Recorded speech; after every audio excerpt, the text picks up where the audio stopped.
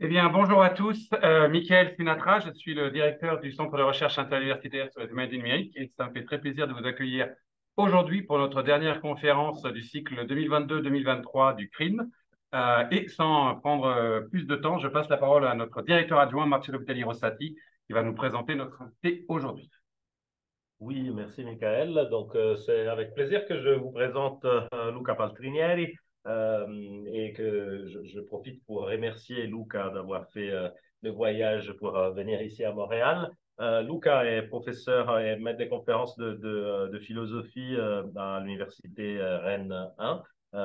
Et il est un expert de philosophie politique, de philosophie de l'économie et d'autres choses.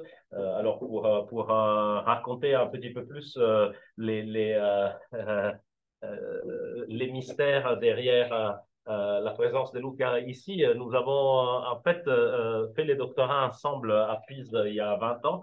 Et ce qui a été assez intéressant, c'est que nos trajectoires des recherches qui n'étaient pas du tout alignées au début finalement, on finit par se rencontrer sur la question du numérique récemment. Donc, Luca a travaillé d'abord sur la question le concept de population à partir de Foucault. Il a travaillé en philosophie de l'entreprise. Il a mené toute une série de réflexions en philosophie politique. Et maintenant, depuis quelques années, le numérique est rentré à faire partie aussi de ces réflexions. Et donc, c'est un grand plaisir que nous avons aujourd'hui l'occasion de discuter avec toi, Luca. Et je te laisse la parole. Oui, bon, merci Marcello. Bon, c'est beaucoup dire que le numérique fait partie de nos sujets de réflexion. Je suis plutôt philosophe politique avec un intérêt pour les sciences humaines. Et le numérique, mon intérêt pour le numérique vient du fait que j'ai été coopté et puis j'ai commencé à collaborer dans un projet sur le numérique environnement il y a quelques années. Mais je ne suis pas du tout un expert du numérique. Donc, c'est pour ça qu'à la limite, je viens ici avec plus de questions qu'avec des réponses. Hein.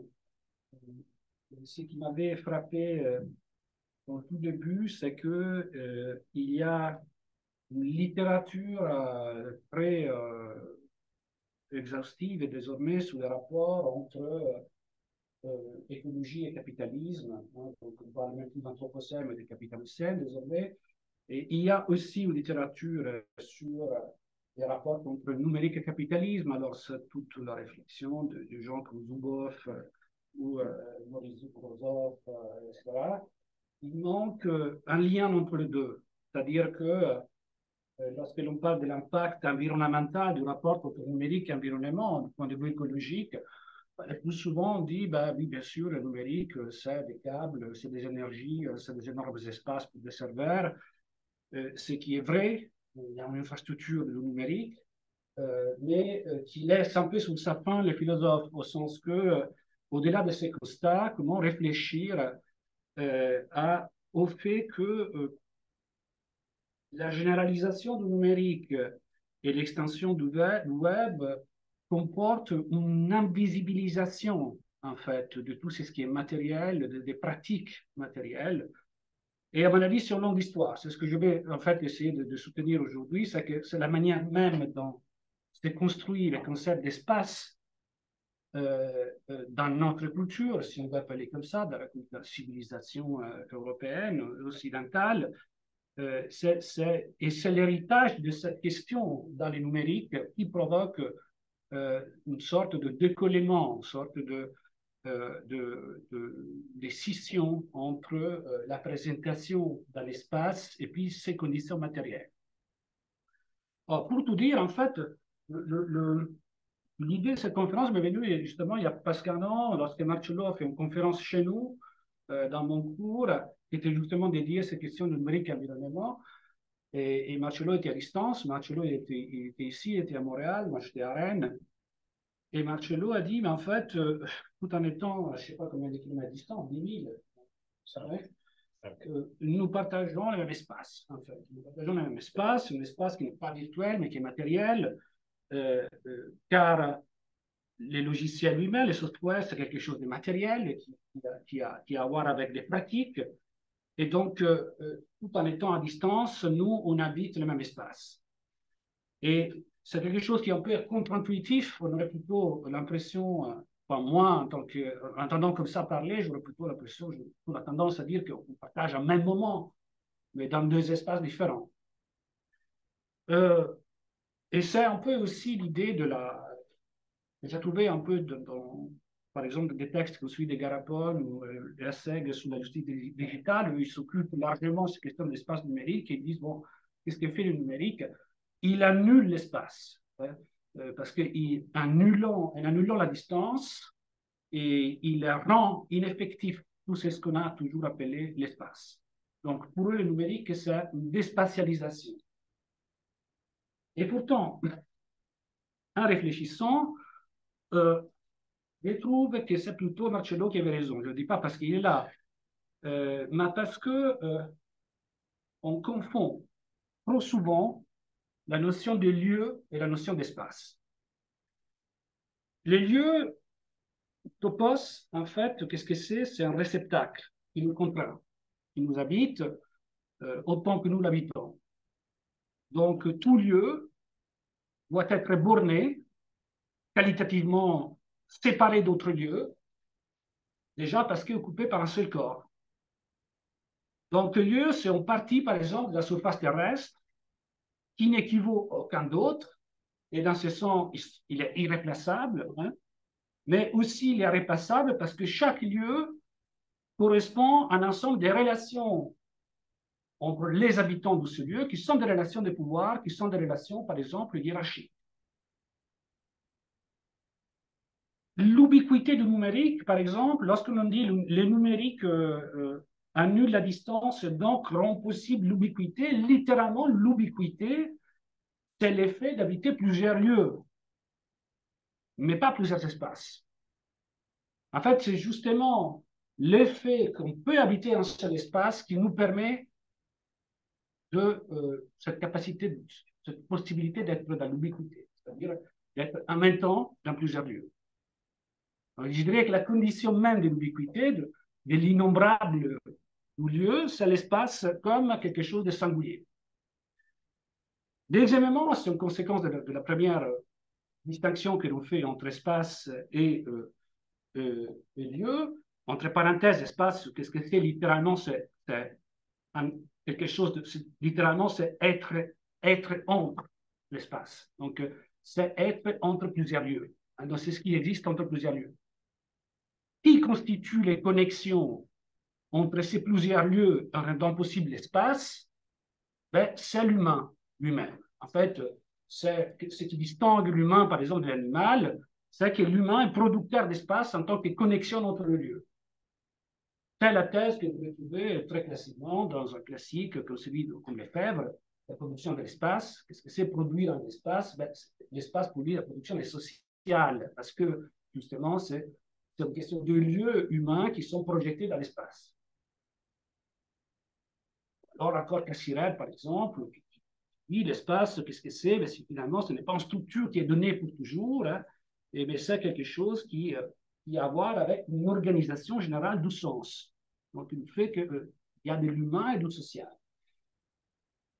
Troisième conséquence, c'est que puisque l'espace est un produit, ce n'est pas non plus un produit comme les autres, parce qu'il agit en retour sur les sociétés qu'il produit. Et donc, il structure des modes de perception. Alors là, par exemple, le philosophe classique, c'est Kant lui-même. Pour Kant, on le sait, dans l'analytique transcendantale, Kant, dans l'esthétique, pardon, transcendantale, Kant définit l'espace non pas comme un concept empirique, mais comme ce qui rend possible l'expérience de l'extérieur. Donc, les phénomènes externes lui-même est possible uniquement à partir de cette représentation a priori qui est l'espace. Pour le dire tout simplement, pour Kant, en fait, les objets, c'est donc comme des phénomènes, donc comme quelque chose que je saisis à travers des sens externes, mais l'espace, c'est comme une surface sur laquelle cet objet peut se détacher. Donc, il n'y a pas d'objet, il n'y a pas de possibilité de donner un objet, un sujet, sans qu'il y ait d'abord cette comment dire, comment il l'appelle, l'espace, c'est une intuition a priori, qui, comme les temps, en fait, permettent d'ordonner ce qui se donne à la sensibilité. C'est-à-dire, autrement dit, l'espace n'est pas une détermination des choses. L'espace, il n'est pas inhérent aux objets, mais c'est la forme pure des phénomènes, des sens. Donc, c'est comme ça, une intuition pure, c'est comme ça qu'il l'appelle, c'est-à-dire une condition subjective de la sensibilité et qui permet d'avoir quelque chose comme intuition de l'extérieur. La conséquence, c'est quoi? C'est qu'en fait, pour Kant, il ne peut pas y avoir plusieurs espaces. Puisque l'espace lui-même, en tant que cette condition, c'est la condition aussi de la multiple, de l'apparaître de multiples objets.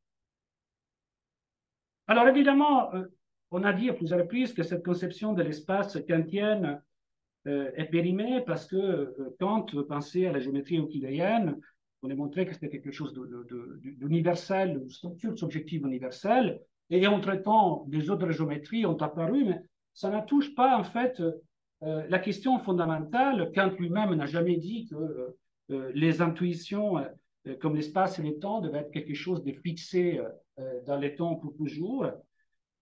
Mais le point central, c'est que l'espace, à partir de Kant, est pensé comme une perception formelle, comme une forme, en fait, comme une forme et une attente de matière. Et comme une forme et une attente d'un contenu corporel.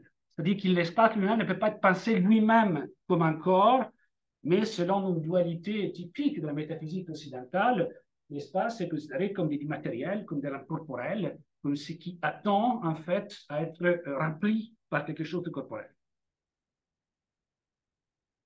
À cela, on peut faire plein d'objections.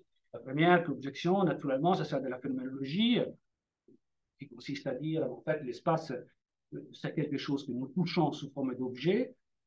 C'est des objections qui, à mon sens, ne permettent pas, en fait, de comprendre comment cette conception de l'espace comme forme non matérielle a pu se constituer non seulement à travers l'intuition ou la réflexion de la philosophie, mais aussi à travers des pratiques. Et cette décorporation, cette dématérialisation de l'espace, c'est que pour moi fait problème aujourd'hui. Pourquoi? Parce que je pense que elle est responsable quelque part d'un phénomène majeur de notre culture, notamment par rapport aux questions environnementales aujourd'hui, c'est-à-dire ce que je pourrais appeler un état de dissonance cognitive. Dissonance cognitive en psychologie, c'est une situation de conflit, contradiction entre des pensées, des croyances, des émotions qui sont individuellement vécues. Et ces contradictions créent quelque chose comme une paralysie, une impossibilité d'action. Ou carrément, elles nous amènent à agir dans un sens opposé à ce que notre connaissance nous dit. Ce que, par exemple, les Grecs appelaient l'acrasia, le fait d'agir contre son meilleur jugement. Aujourd'hui, il me semble que par rapport à la situation cognitive, par rapport à la situation écologique que nous vivons en tant qu'espèce, en tant que globe, hein, nous vivons une situation de dissonance cognitive parce que nous voyons la crise écologique avec tout cet énorme, tous ces aboutissements, on a toutes les données, mais nous sommes paralysés de l'action. Et donc c'est quelque chose que, à mon avis, indique que les cadres mêmes de la perception qui devaient rendre possible l'action sont désaxés. L'environnement et plus encore le lieu sont déconnectés de nos cadres d'action. Les sols lui-même, pour une action conséquente, semblent se dérober sous nos pieds. Et évidemment, les fonds de cette idée, ce sont les observations de Bruno Latour sous la modernité et sur le progressivement détachement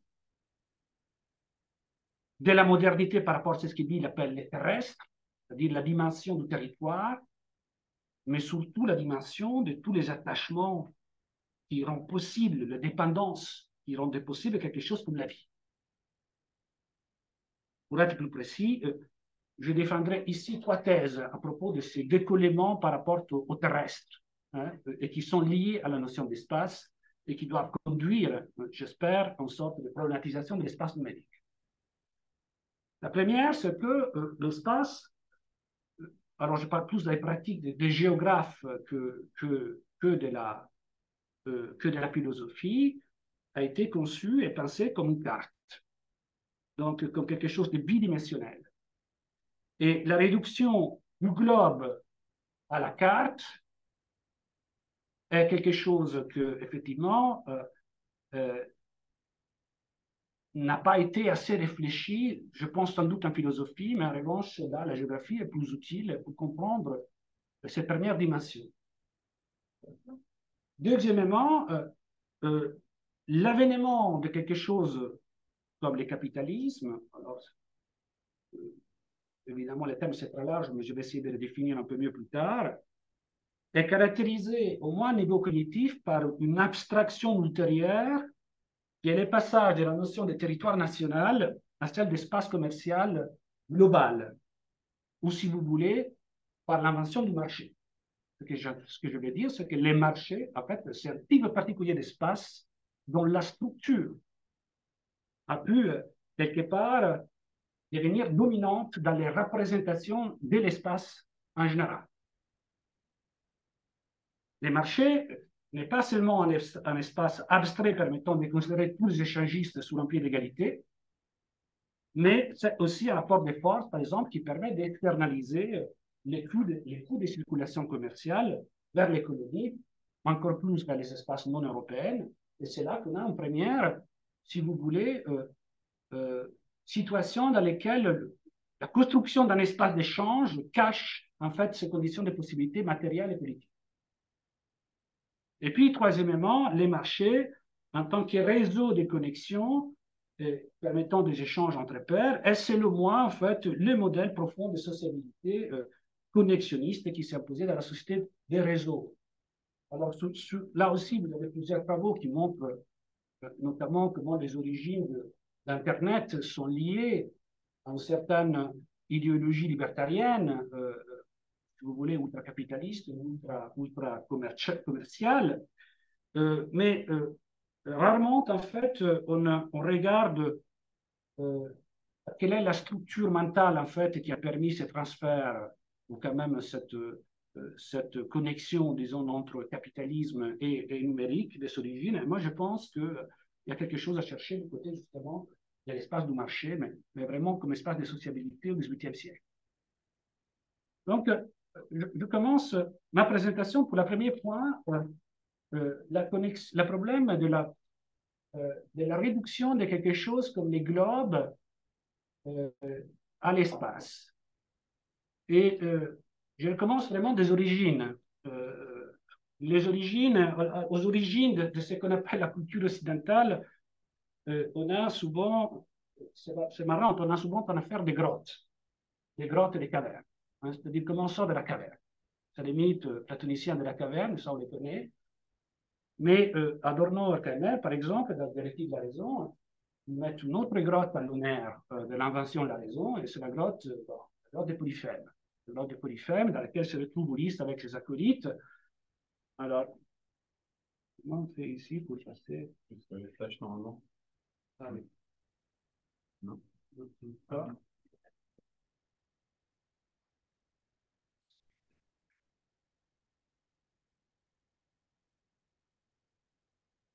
Voilà. Donc, bon, pourquoi l'épisode de la caverne, pourquoi l'épisode de Polyphème est un des plus marquants de l'Odyssée, beaucoup plus que d'autres? Ben, selon Adorno et Kremer, c'est parce qu'il y a quelque chose comme un affrontement entre la civilisation et la barbarie. Et effectivement, le Polyphème, c'est qui? C'est l'idéalité du barbare. C'est l'idéalité du barbare parce qu'il ne cultive pas, parce qu'il n'abattit pas, il habite dans une grotte, parce qu'il ne voyage pas, alors que le mot que Homère utilise par rapport aux Grecs, c'est vraiment connexion. Les Grecs qui construisent des connexions entre les îles de l'archipel et pas les cyclopes. Pire encore, il ne connaît pas l'institution politique. Et là, vous voyez, Ulysse se présente en paix, en fait, il demande de l'hospitalité, et Polyphème l'accuse tout de suite d'être un brigand, ce qui n'est pas sans tort par ailleurs. Mais c'est sûr que ce manque d'hospitalité dit quelque chose, en fait, de l'absence d'un espace politique dans l'île de Polyphème. Polyphème et les Cyclopes confondent l'autorité familiale, despotique, avec l'autorité politique. Et si vous avez lu Aristote, vous savez que la définition même des barbares, c'est celle-là. Celui qui confond en fait l'autorité dans la maison, dans l'écosse, avec l'autorité en dehors, dans la police. Polyphème mange du lait, boit du lait, mange du fromage, choses à laquelle les Grecs ne sont pas habitués. Ce sera beaucoup plus tard avec la civilisation turque qui vont apprendre à manger des produits laitiers. Et cela signifie qu'il vit en symbiose avec la nature. Il aime en fait ses brebis, ses moutons, et en revanche complètement détaché des hommes. Et donc, il ne représentait pas un modèle d'humain au sens de corde entre l'animal et le Dieu, comme c'était pour les Grecs. Plutôt quelqu'un qui confond en fait ce rôle avec celui de l'animalité. Alors, Adorno et Kremer disent, tout le monde sait comment Ulysse se sort en fait de cette caverne, c'est en disant qu'il s'appelle personne, c'est Oudéis en fait, en grec, ce n'est pas un vrai mensonge qu'il dit, en fait, il joue sur l'arbitralité du signe. Et Kremer et Adorno disent, grosso modo, c'est là, en inventant cette possibilité de non-correspondance entre nom et chose, qu'on voit les signes d'une culture. Aussi une culture et qui permet effectivement de combattre, de vaincre Polyphème. Mais effectivement, cela n'explique pas comment techniquement il sort de la caverne. Et c'est un géographe italien, Farinelli, Franco Farinelli, qui nous donne une explication qui me semble plus puissante et plus intéressante du point de vue de ce que c'est un espace. Qu'est-ce qu'elle fait en fait Polyphème avec ses matelots? La première chose qu'il fait, c'est d'essayer d'aveugler les cyclopes, mais il le fait déjà en travaillant un rameau, une branche tordue d'olivier pour créer quelque chose de droit. Il crée une ligne, et sur cette ligne, intervalle régulier, mesuré par les bras de ces matelots, il va disposer tout le monde dans l'angle nécessaire pour enfoncer en fait les poteaux dans l'œil du cyclope. C'est une leçon, si vous voulez, de rigueur géométrique. Hein, mais surtout, c'est une transformation par la technique de quelque chose qui est tordu en quelque chose qui est de l'ordre de la ligne droite. Deuxième, oh, j'oublie à chaque fois comment. Ah, ben c'est là. Deuxième chose, comment il sort en fait de la caverne, de la grotte du Cyclope. C'est le fameux épisode où Ulysse met tous sous matelot et puis lui-même sous les bancs de moutons. Les Cyclopes, qui est aveuglé, il va chercher, en fait, il va tâtonner sur le dos et la tête de chaque mouton, mais il ne va pas chercher en dessus. Pourquoi? Se demande Farinelli. Parce que pour lui, les rapports à l'espace, ou alors quelque chose comme l'espace, est complètement hiérarchique. C'est-à-dire tout ce qui est en dessus, l'homme ne peut être que sur le dos de l'animal, il ne peut pas être en dessus, il ne peut pas se cacher en dessus. C'est-à-dire que l'espace, pour lui, n'est pas réversible. Lui s'invente quelque chose, en revanche, comme la réversibilité.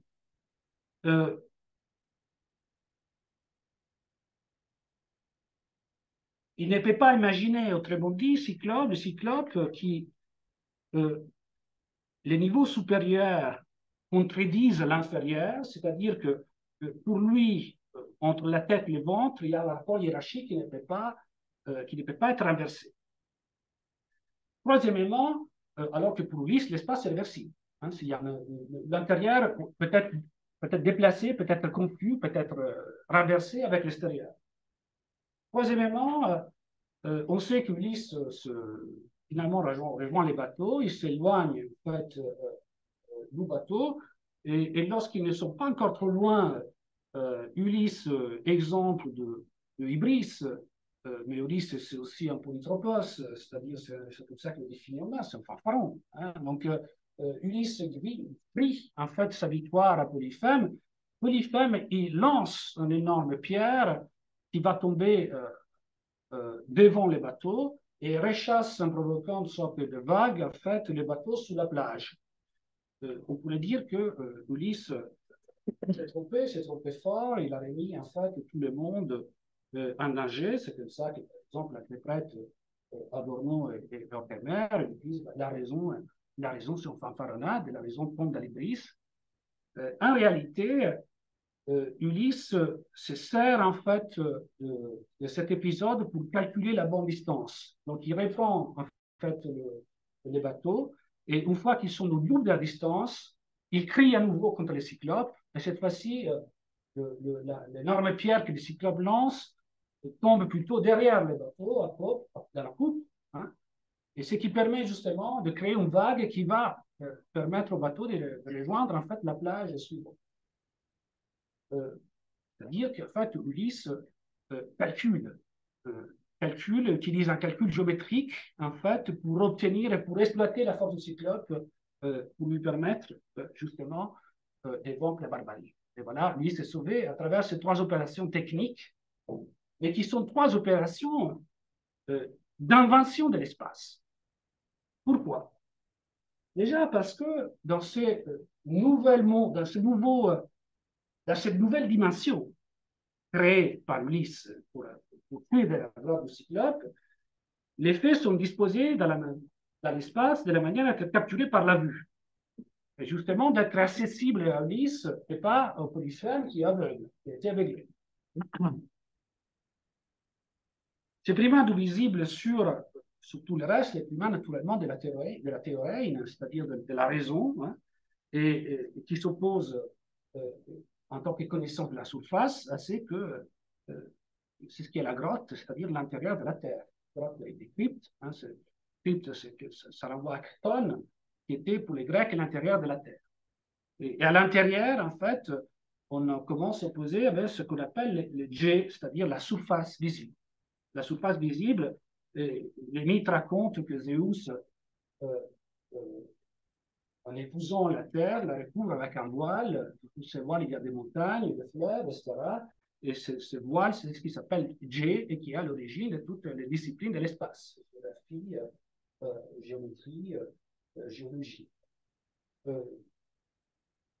Deuxièmement, les calculs, c'est-à-dire que Ulysse pense l'espace au sens de stadion, c'est-à-dire d'unité de mesure, de distance, selon un standard linéaire, qui permet quelque chose comme un calcul sur des unités équivalentes et soumises à la même règle. C'est-à-dire que l'espace, c'est quelque chose qui, à différence du lieu, permet une isotopie, c'est-à-dire une équivalence entre les différents lieux, sans tenir en compte, si vous voulez, les distinctions qualitatives qu'il y a entre les lieux.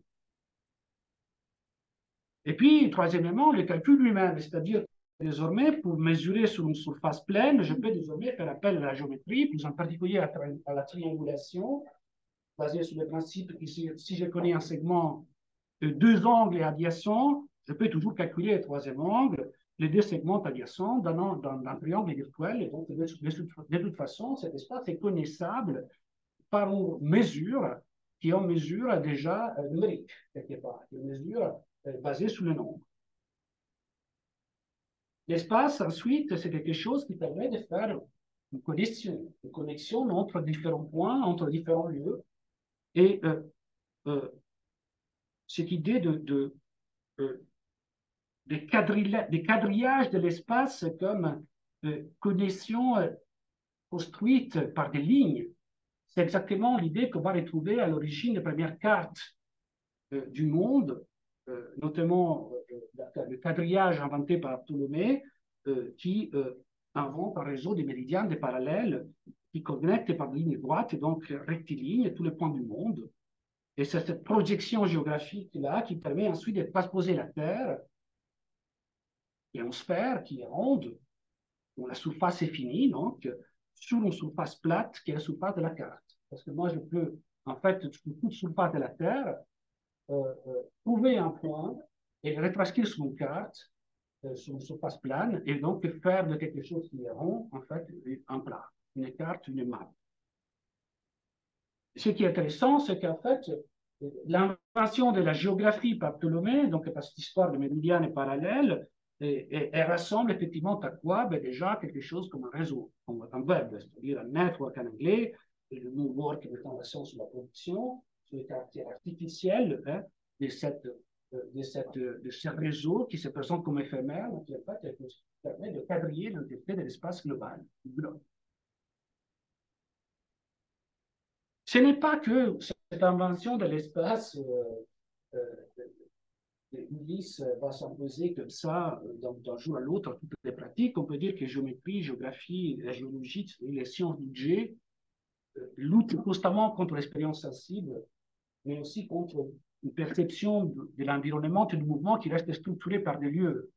Et donc la grande question, c'est de trouver les compromis, si vous voulez, entre le lieu et l'espace. Il y a des moments cardinaux, par exemple la découverte de la perspective, c'est à la Renaissance, c'est une sorte d'aménagement, si vous voulez, entre le lieu et l'espace. Plus tard, par exemple, vous avez la transposition de cette notion d'espace numérique ulyssien dans les coordonnées cartésiennes. Alors là aussi, vous avez une première numérisation de l'espace, c'est-à-dire qu'à chaque point sur un espace, sur une surface pleine, je peux faire correspondre deux nombres qui permettent de l'identifier. Mais c'est sans doute dans les pratiques de voyage que cette réduction du monde, du globe, parce qu'évidemment, les gens savaient depuis très longtemps que le monde était un globe, enfin que la Terre était un globe, ils n'ont pas attendu Colomb pour le savoir, et c'est justement dans les pratiques des voyages que l'on voit peu à peu devenir l'espace dominant. Enfin, cette idée d'espace, des cartes devenir dominante. On les voit par exemple de la manière dont deux grands voyageurs voyagent. Marco Polo, par exemple, c'est une carte de sa route vers les Indes, vers la Chine, la route de la soie.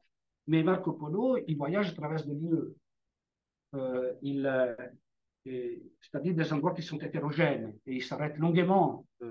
Il compte son voyage un jour. Parfois, il passe des années dans un seul endroit.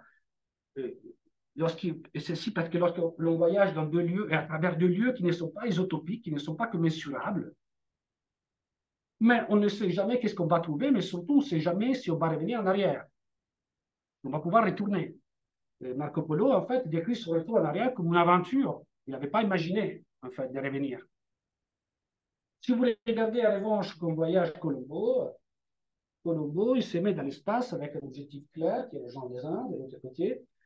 Il parcourt cet espace comme un endroit homogène qui peut être tracé par une ligne droite. Alors là, il traverse l'océan, mais il traverse l'océan de cette manière, non pas parce que c'est de l'océan et il n'y a pas de barrières géographiques, mais c'est parce qu'il y a une carte, et c'est la carte de l'Atlantique de Paolo del Pozzo Toscanelli, qu'il a avec lui et qui indique en fait la direction du voyage, non pas comme la direction, non pas comme un voyage entre deux lieux, mais comme un voyage dans l'espace.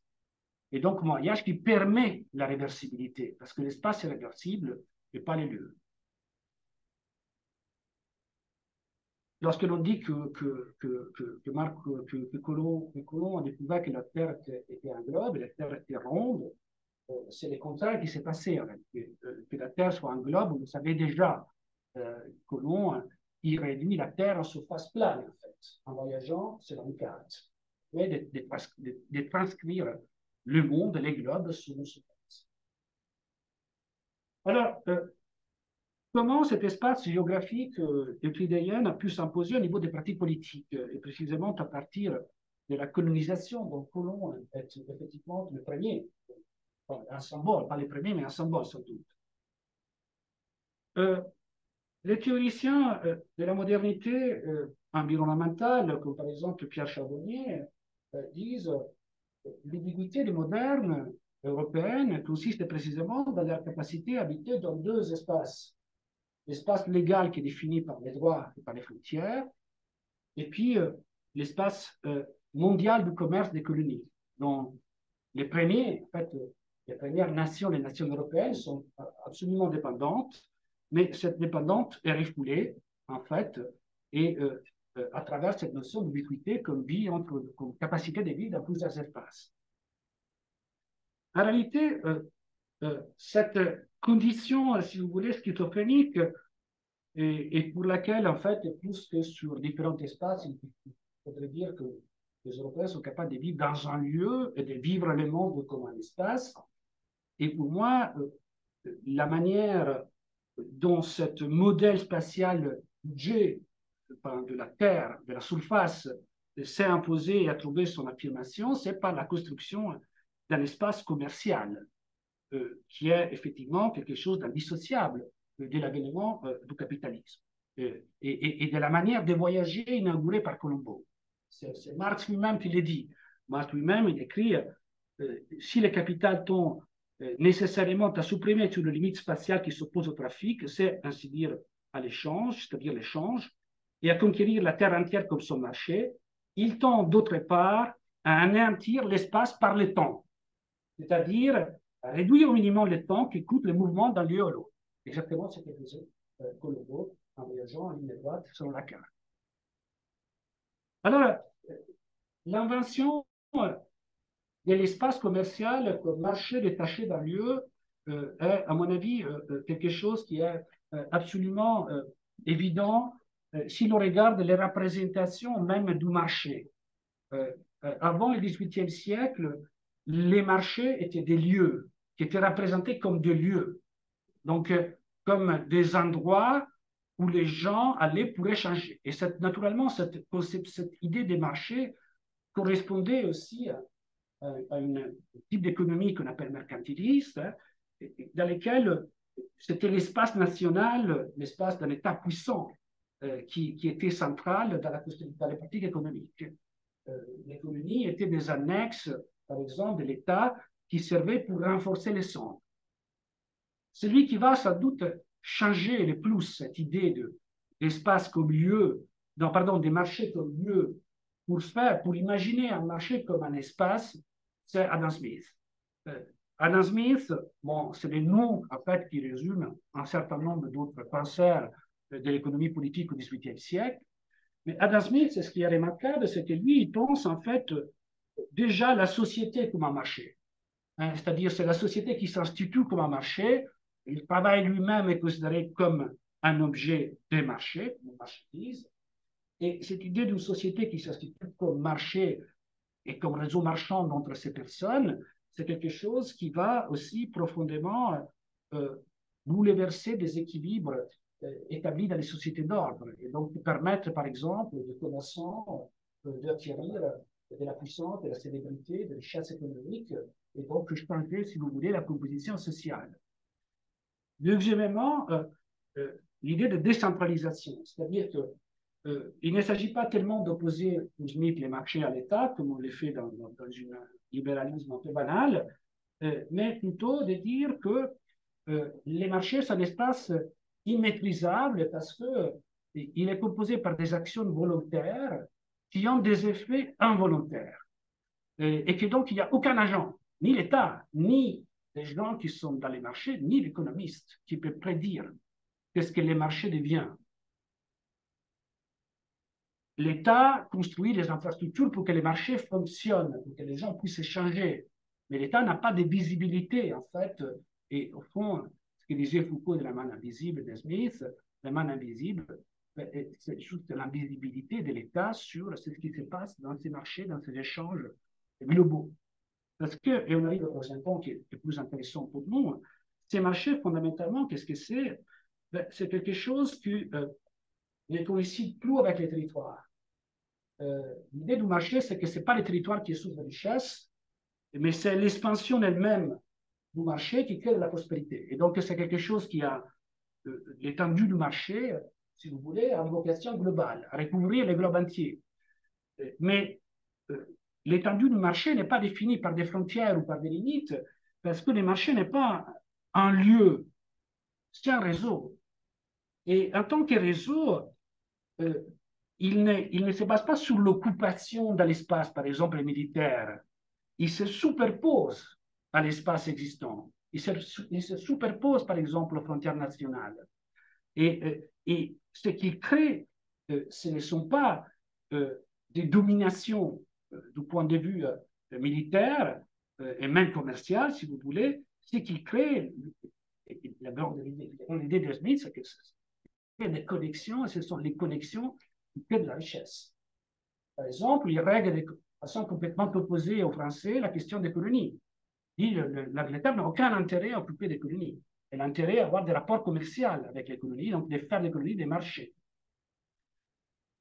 Et puis, enfin, les marchés représentent une grande utopie. Une grande utopie de quoi? Une utopie d'une épée qui sera établie par les commerces. Ça, vous l'avez chez Montesquieu, chez Kant, c'est-à-dire cette idée que finalement, la connexion, la mise en réseau, le fait d'englober par la connexion de l'échange de plus en plus de populations, va créer une sorte de pacification que les sociétés ne sont pas capables d'obtenir juste à travers des traités.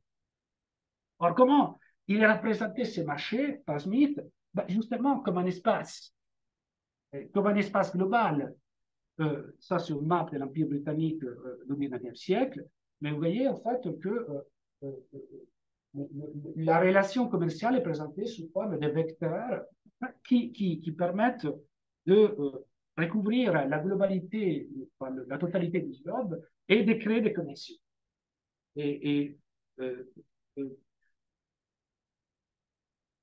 Trois caractéristiques juste de cette idée des marchés.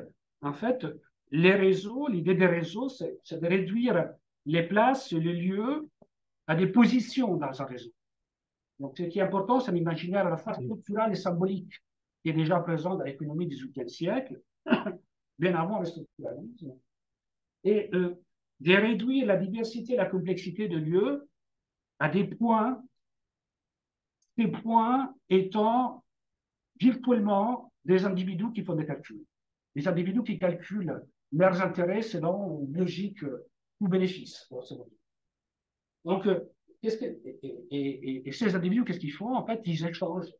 Et par l'échange, ils obtiennent tous quelque chose de plus, donc ils obtiennent une sorte de puissance de leur, et un avantage du point de vue du calcul qu'ils font.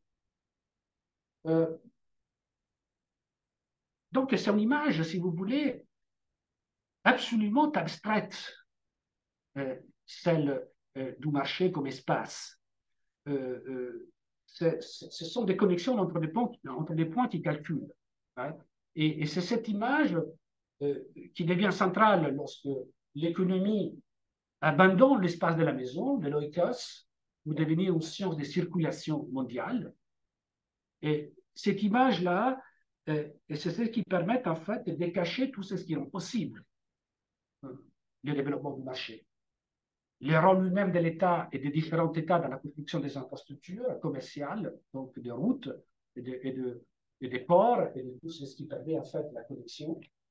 Et naturellement, les rapports de force. C'est le grand pratiquement toute l'œuvre de Marx, c'est une tentative de retrouver les rapports de force qu'il y a derrière la construction d'un espace homogène comme le marché.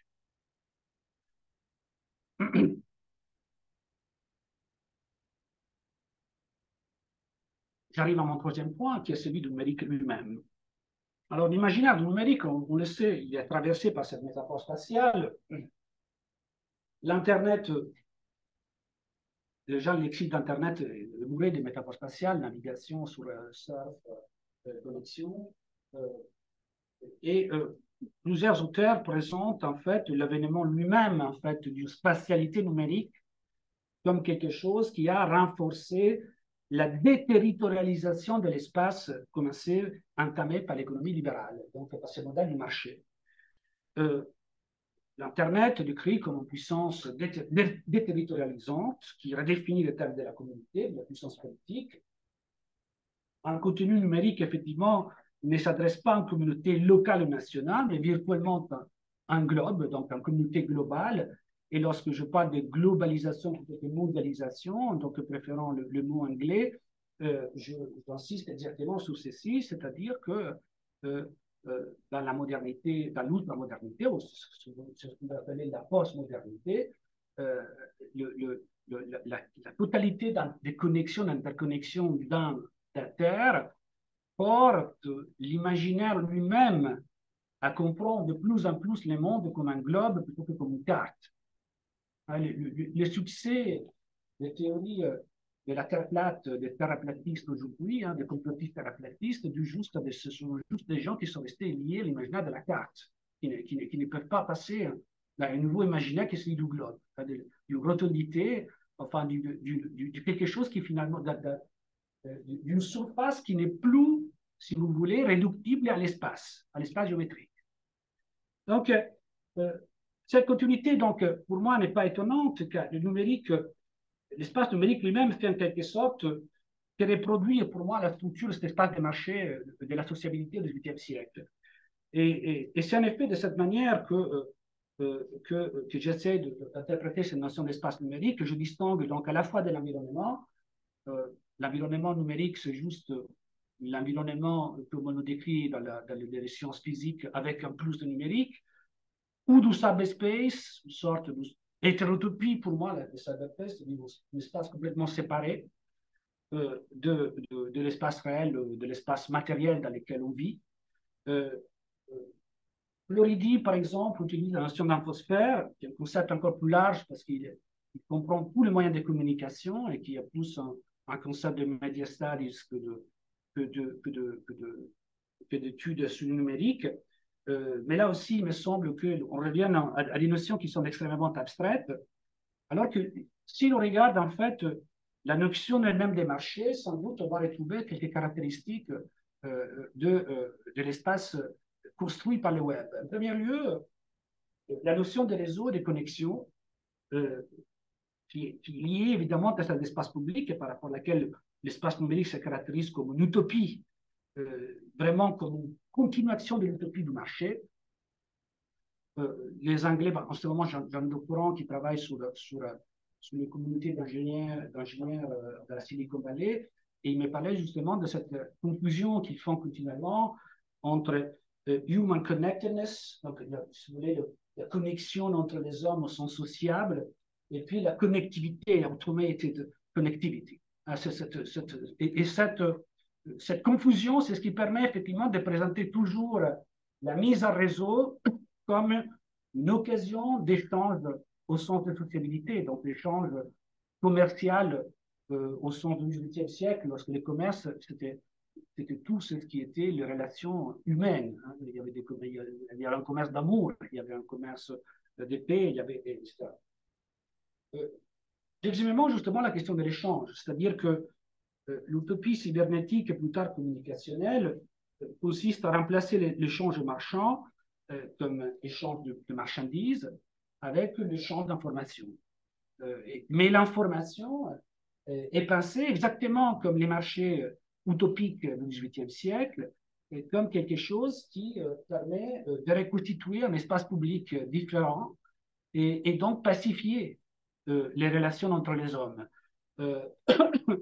Wiener, fondateur de la cybernétique, il pense que la transmission d'informations, c'est quelque chose qui permet de contrer l'entropie. Hein, l'entropie et c'est intéressant parce qu'il ne pense pas non plus que le numérique ou le web, ou la connexion, c'est juste une continuation de l'espace des marchés, mais c'est plutôt une correction de l'espace des marchés. Genre, l'échange des marchandises crée de l'agressivité, mais l'échange d'informations, il y a quelque chose donc qui n'est pas une ressource limitée et rare, c'est quelque chose qui peut créer quelque chose, plutôt la paix, hein, plutôt plutôt l'idée d'une nouvelle, de nouveau lumière hein, qui serait basée sur cette idée d'échange d'informations. Mais ces deux aspects de l'espace numérique restent, à mon avis, limités au web, qui est seulement l'un des aspects du numérique. là où il me semble que le numérique, mais c'est là aussi que je voudrais plutôt réfléchir avec vous, là où le numérique me semble reconfigurer encore plus la notion d'espace, c'est d'abord dans l'effet que il me semble que l'on pourrait décrire le numérique comme une révolution graphique, c'est-à-dire comme une nouvelle écriture du monde. Faut se rappeler que l'écriture, qu'est-ce que c'est déjà? C'est l'inscription de la phonée, donc d'un élément immatériel, dans un élément spatial, dans un espace graphique. Et, donc, l'essence par l'écriture, les symboles, la capacité symbolique par l'écriture s'inscrit dans l'espace, et ce qui fait en sorte que la transmission, la communication sont des affaires éminemment spatiales en tant que telles. Or, dans les numériques, tout objet peut être représenté comme une suite de caractères discrets 0,1, et donc le phénomène lui-même de l'écriture est pensé sous la forme des signaux transcrits dans une suite de nombres, et c'est cette homogénéisation mathématique qui permet de traiter les plus grands nombres possibles de signaux. Hein, et donc, la révolution dans l'information, c'est là. C'est dans la capacité de dépasser d'une numérisation cartésienne. Je parlais de numérisation parce que Descartes déjà en fait caractérisait l'espace par des nombres, à une indexation numérique du moment où je peux retranscrire en fait toutes ces marques par des séquences de 0 à 1. Et cette écriture numérique présuppose toutefois que la tâche de l'interprétation du signal et donc du graphe, du symbole, ne soit plus directement quelque chose qui est effectué par l'humain, mais qui doit être délégué à la machine étant la seule capable de déchiffrer par le langage machine cette trace graphique sous forme numérique 0,1. Il me semble donc qu'entre la fonction symbolique propre de l'écriture et la compréhension de la signification, ce qui était quelque chose qui était effectué normalement par les humains, qui est propre en fait de l'écriture humaine. Et entre les deux, il y a un découplage parce que les calculs de ce nombre infini de séquences 0,1 présupposent que les moments sémantiques de la compression sont différés et surtout qui passent par l'intermédiaire de l'ordinateur. C'est là évident, par exemple, ce que je veux dire, c'est que l'humain, il me semble, on discutera sans doute, c'est celui qui continue de donner des instructions sous forme de protocoles, d'algorithmes pour l'interprétation des signes, mais ce n'est pas lui-même qui interprète la séquence numérique. Il a besoin d'une puissance de calcul pour le faire. Et cette puissance de calcul délègue une fonction symbolique à une machine. Un ordinateur, etc. On le voit très bien dans les blockchains. Les blockchains étant nés par quoi? Par le besoin, si vous voulez, de créer de la confiance, donc de créer de la monnaie. La monnaie, c'est de la confiance. Mais la confiance décentralisée, c'est une confiance qui n'a plus à voir avec l'État, mais c'est une confiance qui doit être créée par la délégation, la puissance de calcul de la machine. Et justement, on demande à la machine de résoudre des énigmes, de résoudre des séquences algébriques pour s'assurer que ce ne soit pas un humain. Ce que je veux dire, en fait, la confiance qui régissait l'opération symbolique elle-même est déléguée à qui?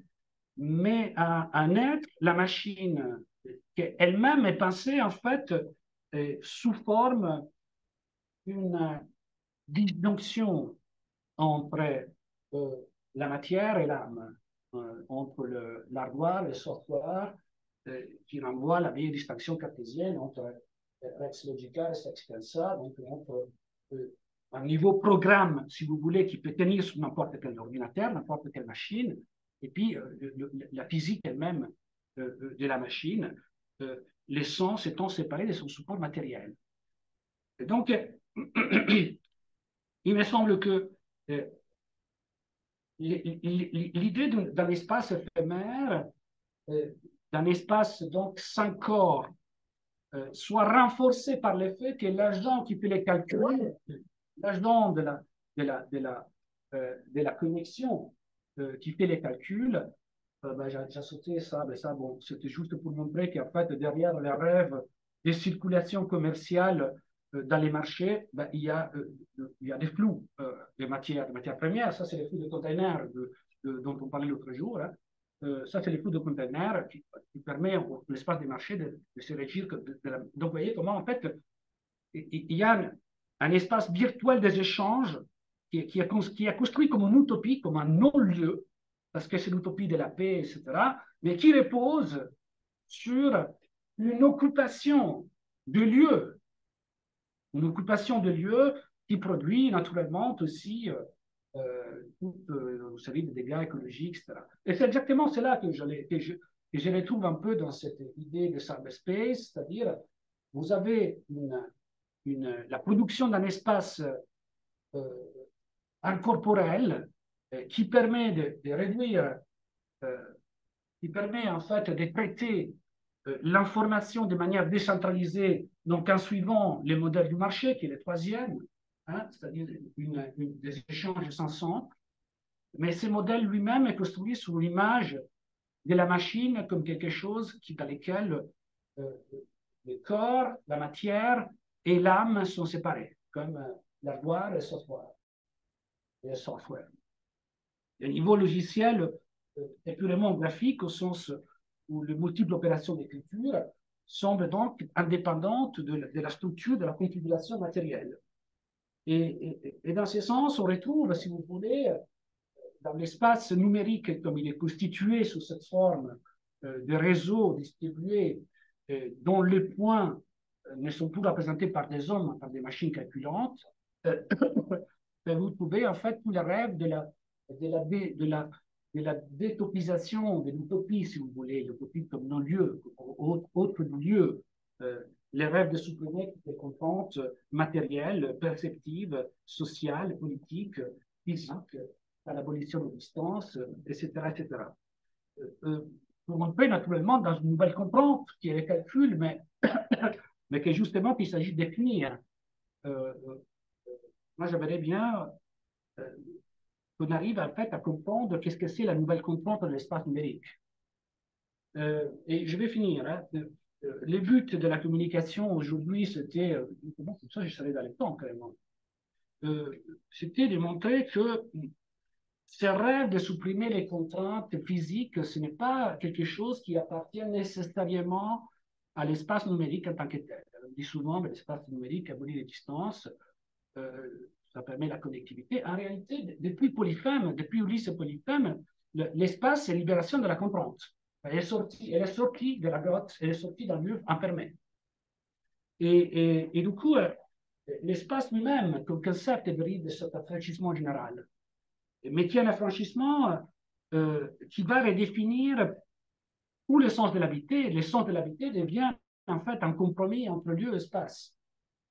Et la notion même d'économie s'effonde sur une distinction spatiale entre le lieu du domestique, qui est le lieu de l'économie, de l'écosse, et puis le lieu du sacré, du politique, le lieu de la police.